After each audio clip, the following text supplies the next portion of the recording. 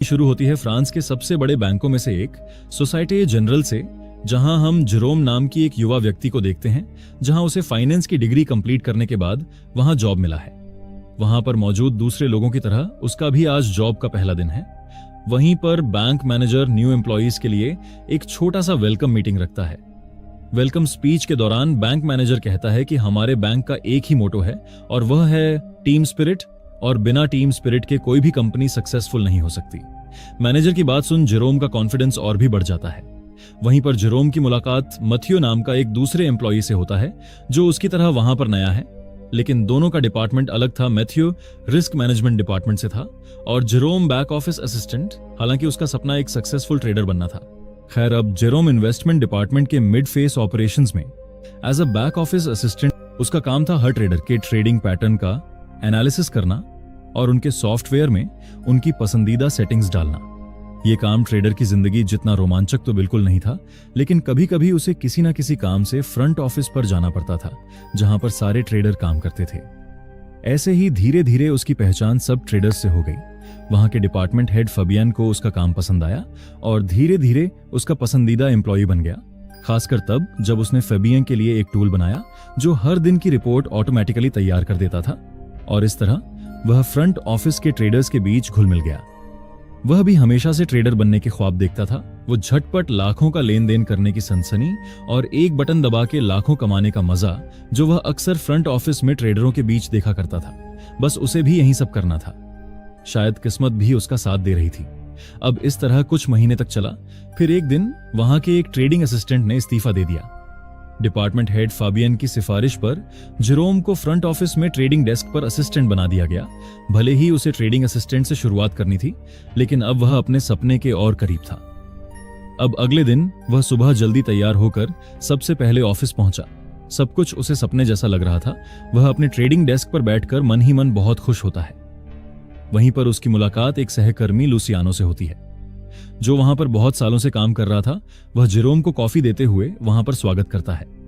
खैर, 9 बजते ही मार्केट शुरू हो जाता है और सब लोग अपने काम में बिजी हो जाते हैं। यह जगह बिल्कुल अलग ही दुनिया थी, जहां सबके एक हाथ में टेलीफोन, दूसरे हाथ में कीबोर्ड और सब अपने हिसाब से डील क्रैक करने में बिजी थे। जेरोम यह सब देखकर नर्वस हो जाता है। उसे कुछ समझ नहीं आ रहा था। तब उसे एहसास हुआ कि बैक ऑफिस असिस्टेंट और असली ट्रेडर में जमीन आसमान का फर्क है, और इसी तरह जैसे तैसे उसका ऑफिस का पहला दिन खत्म होता है। इसी तरह देखते ही देखते कुछ महीनों बाद जेरोम अपने काम का आदी हो गया। अब 2 साल असिस्टेंट रहने के बाद 2005 में जेरोम का प्रमोशन होता है और वह फाइनली एक ऑफिशियल ट्रेडर बन जाता है। अब उसका जो काम था वो था आर्बिट्राज ट्रेडिंग करना, जो अल्ट्रा शॉर्ट टाइम के लिए ट्रांजैक्शंस होते हैं। अब जिन्हें पता नहीं, यहां पर मैं बता दूं, आर्बिट्राज ट्रेडिंग मतलब जब अलग अलग मार्केट या एक्सचेंजेस में किसी एसेट की दामों में टेम्परेरी प्राइस डिफरेंस होता है, जो नेटवर्क लेटेंसी या टाइम गैप के कारण होता है, तो उन्हें बाय या सेल करके उसमें से मुनाफा कमाते हैं। मतलब दोनों मार्केट या एक्सचेंजेस के बीच जो प्राइस गैप होता है वह होता है उनका मुनाफा। और रिस्क कम करने के लिए एक साथ उल्टी पोजीशन भी लेनी पड़ती है, जिसे हेजिंग कहते हैं। इस काम में सबसे जरूरी होता है तेज नजर और फुर्तीले हाथ। पर यह सब उसने असिस्टेंट रहते देखा तो था, लेकिन देखने और करने में बहुत फर्क होता है। जब पहली बार खुद ट्रेड लेने की बारी आई तो डर के मारे उसके हाथ कांपने लगे, जो हर ट्रेडर के साथ होता है जब वह पहली बार अपना ट्रेड लेता है। 2 लाख यूरो की ट्रेडिंग, ये उसकी उस वक्त की 5 साल की सैलरी के बराबर थी। इतने पैसे एक क्लिक में खर्च कर देना उसके लिए डरा देने वाला था। अब उसकी हालत देखकर फबियन समझ जाता है और उसे खिड़की के पास ले जाकर समझाता है कि देखो, 2 लाख यूरो आम आदमी के लिए पूरी जिंदगी की कमाई हो सकती है, लेकिन हमारे लिए यह रकम कभी कभी सिर्फ एक ट्रेड का सिर्फ फीस होता है। इसलिए अपनी नजरें ऊपर रखो और दूर की सोचो। उसकी बातों ने जेरोम के अंदर नया कॉन्फिडेंस भर दिया। अपने अंदर की डर को पीछे छोड़ वह ट्रेड लेना शुरू करता है। शुरुआती कुछ दिनों की ट्रेड्स में उसे जबरदस्त मुनाफा होता है। शायद बिगनर्स लक साथ दे रहा था, लेकिन किस्मत कब तक साथ देती। एक दिन उसकी एक छोटी सी गलती के कारण पहली बार उसे बड़े लॉस का सामना करना पड़ा, जो कि 10 लाख यूरो था। वह अंदर से हिल गया। उसे कुछ समझ नहीं आ रहा था। तब फाबियन ने उसे समझाते हुए उसे शांत किया और उसकी नुकसान की भरपाई करने का वादा किया। फिर वह जेरोम को दिखाते हुए उसके सामने खुद के पैसे से फॉरेन एक्सचेंज में एक सिंगल साइडेड ट्रेड लिया और कुछ ही मिनटों में 10 लाख यूरो कमा लिए। ये सब रेगुलेशन के खिलाफ था, लेकिन उसने सिर्फ जेरोम के नुकसान को कवर करने के लिए यह ट्रेड लिया। फाबियन ने उससे कहा कि हमारे प्रोफेशन में इस तरह की सिचुएशन कभी कभी होती है, तो उससे निपटने के लिए हमें इस तरह की जोखिम भरा ट्रेड भी लेना पड़ता है। अब सवाल आता है, फाबियन के पास इतना पैसा कहां से आया, क्योंकि वह बैंक के पैसे से ऐसा ट्रेड नहीं ले सकता क्योंकि यह इलीगल है। तब उसने जेरोम से एक और अंदर की बात शेयर की। उसने कहा, हर साल के आखिर में वो लोग अपने कुछ प्रॉफिट्स छिपा लेते हैं ताकि अगले साल का टारगेट कम मिले, क्योंकि बैंक पिछले साल की कमाई को आधार बनाकर अगले साल की टारगेट सेट करता है। फाबियन ने उसे वो ट्रिक भी सिखाई जिससे छिपाई हुई रकम रिस्क मैनेजमेंट के सिस्टम में पकड़ में नहीं आए। अब फाबियन को क्या पता था कि यही दो हथियार जेरोम आगे चलकर कैसे भयानक तरीके से इस्तेमाल करने वाला है। खैर, अब कुछ महीने बाद जेरोम रोज की तरह डेटा एनालिसिस कर रहा था। तभी उसने एक चौंकाने वाली बात नोटिस किया कि अलायंस नाम की एक इंश्योरेंस कंपनी के स्टॉक का मूवमेंट हूबहू वैसा था जैसा 2001 में 9/11 हमले से पहले कुछ एयरलाइन डेरिवेटिव्स में हुआ था। उसे लगा कि यह सब किसी बड़े षड्यंत्र का हिस्सा है और उसने इस पर दांव लगाने का सोचा। अब उसने अलायंस के स्टॉक पर पागलों की तरह शॉर्ट सेलिंग शुरू कर दी। जेरोम के पास 2 मिलियन यूरो की लीगल ट्रेडिंग लिमिट थी, लेकिन उसने फाबियन की सिखाई गई ट्रिक का इस्तेमाल कर फर्जी हेज बनाकर 15 मिलियन यूरो की पोजीशन ओपन कर ली। लेकिन हुआ इसका उल्टा। अब 3 दिन तक अलायंस के स्टॉक्स लगातार ऊपर जा रहा था। यह देख उसके कॉलीग्स बोले, पोजीशन काट दो, लेकिन उसने और एक दिन होल्ड करने का फैसला किया। पोजीशन ओपन रहने पर या कहे तो कैरी फॉरवर्ड करने पर एक ट्रेडर की जो हालत होती है, ठीक वही हाल जेरोम का था। अब उसकी रातों की नींद उड़ गई थी। चौथे दिन भी स्टॉक का प्राइस बढ़ता रहा। यह देख अब उसे समझ आ गया कि उसकी ट्रेडिंग लाइफ और उसके सपने सब कुछ यहीं पर खत्म। अब इतने बड़े लॉस को काटने की उसके अंदर हिम्मत नहीं थी, तो उसने अपने एक कॉलीग से पोजीशन क्लोज करने को कहा और वह कैफेटेरिया में चला गया ताकि मानसिक रूप से अपने आप को सजा के लिए तैयार कर सके। लेकिन वह कहते हैं ना, जो रिस्क लेना जानता है किस्मत भी उसी का साथ देता है। जेरोम के साथ कुछ ऐसा ही हुआ। टीवी पर खबर आई कि लंदन मेट्रो में बम ब्लास्ट हुआ है। यह देख वह भागा भागा वापस ट्रेडिंग फ्लोर पर पहुंचा। अब इस न्यूज के कारण मार्केट गिरना शुरू हो गया। जेरोम अपने सिस्टम पर बैठा तो उसने देखा कि मार्केट गिरने के कारण अब उसका लॉस अब प्रॉफिट में बदल चुका है। वह तेजी से अपने पोजीशंस को एग्जिट करके अपना प्रॉफिट बुक करने लगता है, लेकिन तभी उसे और एक मुसीबत का सामना करना पड़ता है। उसका सिस्टम हैंग हो जाता है। वह दूसरों से मदद मांगता है, लेकिन कोई उसकी मदद नहीं करता क्योंकि सब अपने सिस्टम में बिजी थे। उसे समझ नहीं आ रहा था कि अब वह क्या करें। लेकिन तभी एक टेक्नीशियन आकर उसका सिस्टम ठीक करता है। तभी वह देखता है कि वह टेक्नीशियन कोई और नहीं बल्कि वही लड़की है जिसको वह लाइक करता था। लेकिन उसके पास आज इस सब के लिए टाइम नहीं था। वह फटाफट अपने सिस्टम में बैठता है और अपने काम में लग जाता है।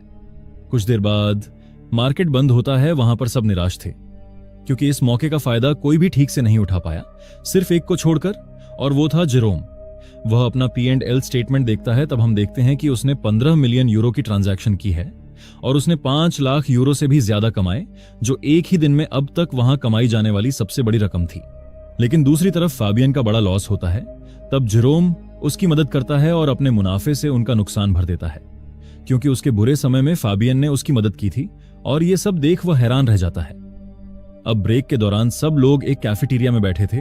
तभी जेरोम को वह लड़की दिखती है। तब उसे पता चलता है उसका नाम सोफिया है। वह दोस्तों के कहने पर उसे डेट के लिए पूछता है, लेकिन वह साफ मना कर देती है।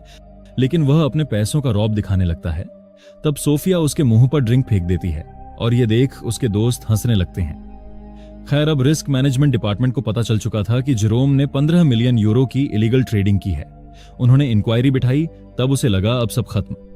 लेकिन जब उन्होंने देखा कि जेरोम ने लाखों कमाए हैं, उन्होंने उसे दंडित नहीं किया, बल्कि उसकी लिमिट बढ़ाकर 5 मिलियन यूरो कर दी, क्योंकि उसकी वजह से बैंक को भी काफी बड़ा प्रॉफिट हुआ है। इस लाइन में नियम नहीं, सिर्फ नतीजे देखे जाते हैं, और यहां जितना बड़ा रिस्क उतना ही बड़ा रिवॉर्ड। इस सब के बाद अब फाबियन वॉल स्ट्रीट जा रहे थे। जाने के टाइम फाबियन ने जेरोम को एक बात कही कि जिंदगी में हमेशा 2 रास्ते होते हैं, एक चौड़ा और एक तंग। हमेशा तंग रास्ते से गुजरना सीखो, क्योंकि चौड़ा रास्ता भीड़ भरा होता है और बर्बादी की ओर ले जाता है। उसे समझ नहीं आया वह क्या कहना चाह रहा था। अब बैंक ने उसे प्रमोट किया, सैलरी और बोनस भी बढ़ाया, लेकिन साथ ही टारगेट भी बढ़ा दिए। पर उसके पास थी फाबियन की सिखाई ट्रिक, कमाई छिपाने की कला, जिससे उसने टारगेट का बोझ झेलना आसान बना लिया। पर अब वह अपने नॉर्मल ट्रेडिंग से बोर हो गया था। वह हर वक्त यह सोचता रहता है कि एक और बड़ी कमाई कैसे किया जाए। अब फिर एक शाम ऑफिस के एक फंक्शन के दौरान जेरोम की मुलाकात सोफिया से होती है। वह सोफिया से उस दिन के लिए माफी मांगता है। इस तरह दोनों के बीच दोस्ती की शुरुआत होती है और फिर आगे चलकर दोस्ती प्यार में बदल जाती है। फिर आया मार्च 2007। जेरोम को कुछ संकेत मिले कि अमेरिका की सब प्राइम हाउसिंग मार्केट टूटने वाली है। उसने फिर से शॉर्ट सेलिंग शुरू कर दी, हाउसिंग से जुड़ी कंपनियों और फ्यूचर्स पर, फिर से वही फर्जी हेजिंग और फंड्स का गलत इस्तेमाल करके। शुरुआत में उसने थोड़ा पैसा लगाया, लेकिन बाजार 3 महीने तक बिना कोई हलचल के साइडवेज रहा। नुकसान से बचने के लिए उसे हर बार ज्यादा पैसा लगाना पड़ा। ऐसा करके जुलाई तक उसने करीब 300 बिलियन यूरो की पोजीशन बना ली थी, जो खुद सोसाइटी जनरल बैंक के कुल मार्केट वैल्यू जितनी थी। यहीं से शुरू हुआ बैंकिंग इतिहास का सबसे बड़ा डाउनफॉल। अब वह मानसिक रूप से टूट चुका था, हर चीज पर चिड़चिड़ा और गुस्सा करने लगा था। उसके सहकर्मी उसे समझाते थे कि यह बस एक नौकरी है, इतना स्ट्रेस लेने की जरूरत नहीं। पर उन्हें नहीं पता था कि उसने उन सब की नौकरियां दांव पर लगा दी हैं। इसी बीच एक घटना ने जेरोम की चिंता को और बढ़ा दिया। उसके जैसा ही लुसियानो ने 2 करोड़ यूरो का फंड गलत तरीके से इस्तेमाल किया था, लेकिन वह पकड़ा गया। उसे नौकरी से तो निकाला ही गया, बैंक ने उसके खिलाफ केस भी फाइल कर दिया और भारी भरकम हर्जाना मांगा। लुसियानो यह सब सह नहीं पाया और ऊंची इमारत से कूदकर अपनी जान दे दी। उसके फ्यूनरल में शामिल होकर जब जेरोम अपने आप के बारे में सोचने लगा, तब उसे एहसास हुआ कि उसकी हालत भी ठीक ऐसा ही होने वाला है। निराशा और हताशा मानो उसे निगल रही थी। लेकिन तभी किस्मत ने एक बार फिर उसे बचा लिया। फ्यूनरल के दौरान अचानक सबके मोबाइल फोन बजने लगे। कॉल उठाते ही उसके सारे कॉलीग चर्च के बाहर पागलों की तरह भागने लगे। तो हुआ यूं था कि बैंक ऑफ पेरिस ने अनाउंस किया है कि कुछ हाउसिंग डेरिवेटिव्स में भारी जोखिम पाया गया है, और इस खबर से यूरोप के बाजारों में हड़कंप मच गया। यह था वह धमाका जो यूरोप में सब प्राइम क्राइसिस की औपचारिक शुरुआत बन गया। अब जेरोम के दिमाग में बस एक शब्द गूंज रहा था कि कैसे भी करके फटाफट अपनी पोजीशन क्लोज करो। तभी उसके पास बैठे एक कॉलीग ने कहा कि तुम्हारे जैसे बड़े पोजीशन को क्लोज करने में कम से कम 1 हफ्ता लग जाएगा। पर वह इंतजार नहीं कर सकता था। तनाव अब असहनीय हो गया था, क्योंकि यह मौका वह हाथ से जाने नहीं दे सकता था। उसने तुरंत फ्रेड नाम के एक बड़े ब्रोकर से कांटेक्ट किया, जो ब्लॉक डील के जरिए उसके सारे कॉन्ट्रैक्ट कुछ ही मिनटों में उन्हें बेच सकता था। अब फ्रेड जेरोम के कहने पर उसके सारे कॉन्ट्रैक्ट बेचने लगता है और कुछ ही मिनटों के अंदर उसके 3000 कॉन्ट्रैक्ट्स ब्लॉक डील के जरिए बेच डाले। उस डील से जेरोम ने पूरे 1.5 बिलियन यूरो कमाई, यानी बैंक की उस साल की कुल आमदनी का 1/3 उसने अकेले ही बना डाला। लेकिन वह इतनी बड़ी रकम को सीधे दिखा नहीं सकता था, तो उसने उसमें से 1.45 अरब यूरो छिपा दिया, जैसे वह पहले करता था। उस साल का टारगेट तो बस 1.2 करोड़ यूरो का बाकी था, तो उसने 5 करोड़ यूरो दिखा दिया और जैसे तैसे बेस्ट परफॉर्मर का टाइटल भी मिल गया। अगर वह वहीं रुक जाता और नॉर्मल ट्रेडिंग करता रहता, तो एक दिन वह उस बैंक का सबसे बड़ा मुकाम हासिल कर सकता था। मगर इंसान का लालच कभी नहीं रुकता। अब जेरोम ने फिर से एक दाव खेला। उसे लगा कि सब प्राइम क्राइसिस जल्द ही खत्म हो जाएगा, और उसने एक बार फिर ह्यूज क्वांटिटी में बाइंग शुरू कर दी। जब पूरी दुनिया नुकसान काट कर बेच रही थी, वह अकेला था जो पागलों की तरह बाइंग पर बाइंग कर रहा था। शायद पिछले 1.5 अरब के प्रॉफिट का नशा ही था जिसने उसकी सोचने की ताकत छीन ली, और कुछ ही महीनों में उसकी लॉन्ग पोजीशन 500 अरब यूरो तक पहुंच गई। यह आंकड़ा तो उस समय की वियतनाम की जीडीपी जितना था। लेकिन बाजार लगातार गिरता रहा और गुजरते दिनों के साथ उसका लॉस भी बढ़ता गया। उसके छिपाए गए 1.45 अरब यूरो तो कब का डूब चुका था, ऊपर से और भी चला गया। अब वह चाहकर भी यह पोजीशन क्लोज नहीं कर सकता था। यह अब उसकी बस की बात नहीं रही। खैर, अब जनवरी 2008 को सरकार ने तय किया कि यह पता लगाया जाए कि फ्रेंच बैंकिंग सेक्टर ने सब प्राइम क्राइसिस में कितना घाटा झेला। फ्रेंच सेंट्रल बैंक ने हर बैंक में ऑडिट टीम भेज दी, और जेरोम की किस्मत देखिए। जांच में सबसे पहले उन्हें उसकी छिपाए हुए 1.45 अरब यूरो का पता चल गया। उसकी इन्वेस्टिगेशन शुरू हुई और फिर बैंक के टॉप अफसरों ने तुरंत उसे बुलाया। पर गजब की बात यह थी कि वे गुस्से में नहीं, बल्कि बहुत नरम और दोस्ताना लहजे में उससे बात की, क्योंकि बैंक को पूरे सब प्राइम क्राइसिस में 2 अरब यूरो का घाटा हुआ था, और उन्हें लगा कि जेरोम की कमाई 1.45 अरब उनके लिए बड़ी राहत हो सकती है। उन्होंने कहा कि अगर जेरोम ये रकम बैंक को दे दे तो वे उसके द्वारा किए गए नियम के उल्लंघनों को माफ कर देंगे। उसके मन में इस वक्त जटिल भावनाएं उमड़ रही थीं। एक तरफ उसे अफसरों की चालाकी पर हंसी आ रही थी और दूसरी तरफ वह सोच रहा था कि क्या अब सच बोलकर खुद को मुक्त कर ले।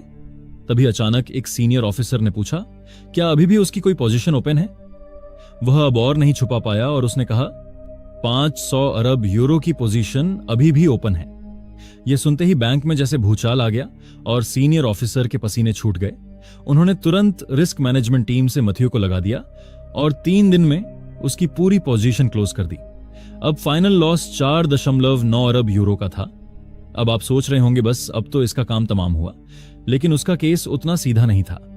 जांच में यह भी सामने आया कि बैंक की रिस्क मैनेजमेंट टीम ने जेरोम की संदिग्ध गतिविधियों पर 72 बार वार्निंग इश्यू किया था, पर किसी भी सीनियर ऑफिसर ने ध्यान नहीं दिया।